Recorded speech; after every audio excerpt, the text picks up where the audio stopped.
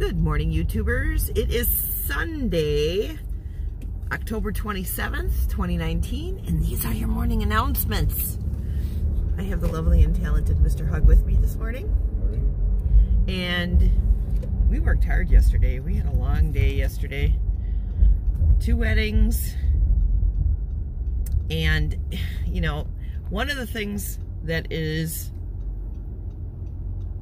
challenging about the job that we do is when there are ceremonies scheduled for our courtyard, we are at the mercy of the weather. So we didn't know what the weather was going to do yesterday, if the rain was going to hold off or if it was going to hit us hard, and we had to kind of just wait and see all day. And finally we realized, yes, it is indeed going to rain, and we were able to set up the ceremony indoors. But yeah, that's one of the challenges of the job that I do. There is no certainty. You have to learn how to become comfortable with uncertainty, and that is not my forte. Honestly, it's not. Is it, Rick? No. No. Are you good at uncertainty? Not really. Yeah. Better than you, though. Yeah, you are definitely better than me, but yeah, uncertainty is definitely not it's not my forte for sure. So when we came home, I was pretty much brain dead. I was just like sitting on the couch going like that. But I wanted to stay up and watch a boxing match yesterday between Erickson Lubin and Nathaniel Gallimore. I have been following Erickson Lubin's career since the beginning, and we're friends on Facebook. And this was his first like main event fight, you know, where he was the key fighter in the three bouts that took place. And I'm going to be honest with you, I was nervous. Not that because I don't believe in his abilities, because he is an amazing boxer, but he was fighting somebody who was pretty darn good. Another welterweight. And so I was praying before the fight.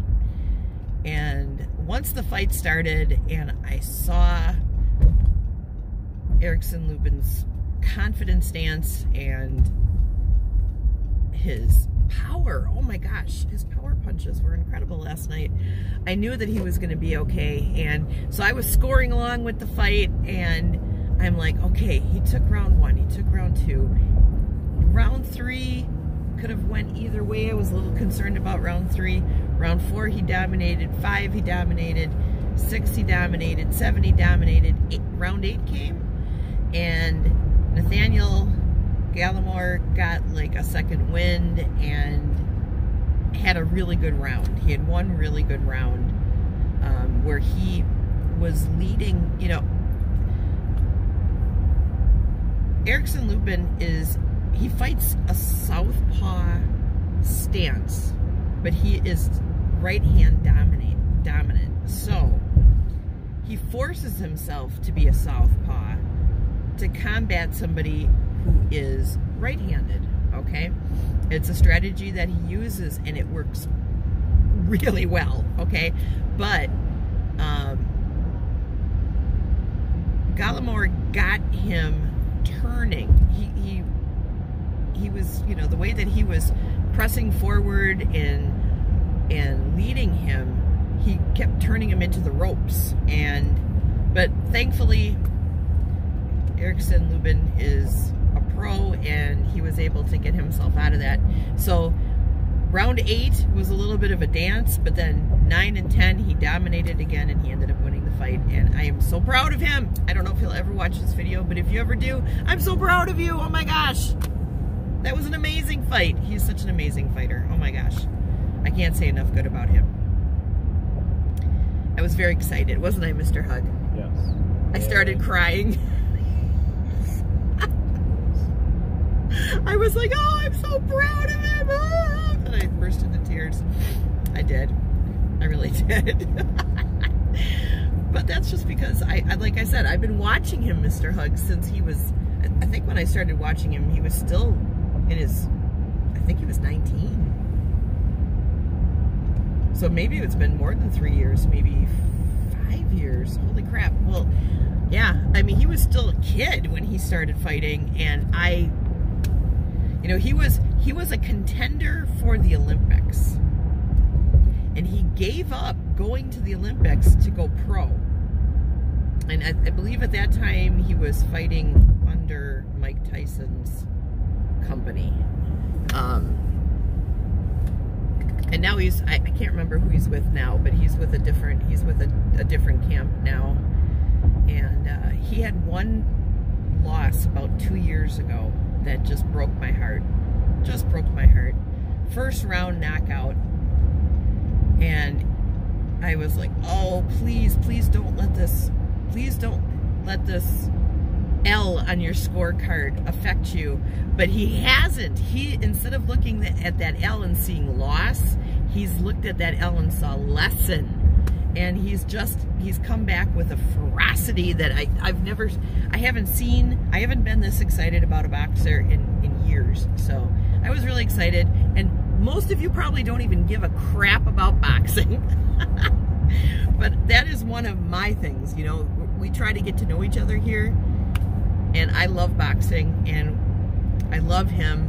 And there's other boxers that I like as well. And as they have fights, I'll talk about them too, I'm sure. But today is all about Erickson and how proud I am of him. So, way to go, buddy! So, we don't have any events to set up today, which is great. We're just going in and cleaning. And then we have trick-or-treat this afternoon, so I'm hoping to make a video this afternoon of some of the trick-or-treating that takes place, so you can see the kids with their beautiful costumes. And Rick got, how much did you buy, Rick? How many dollars worth of candy? Oh my God, 65 bucks worth of candy. 65 bucks worth of candy. Bastards better appreciate the candy I'm buying them. Rick, you're so compassionate about children. Happy Halloween. Are you going to be chasing them around the yard with the chainsaw? Yard blower. With the yard blower! Off my grass. I love kids. That's so funny.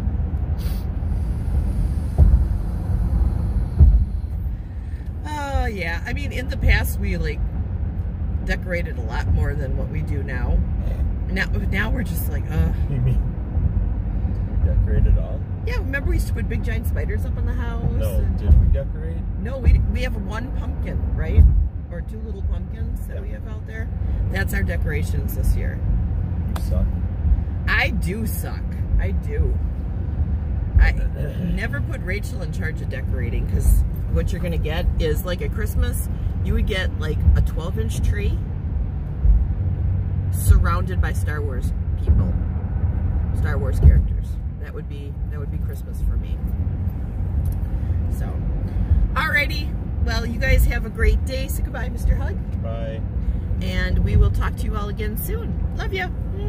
Bye-bye.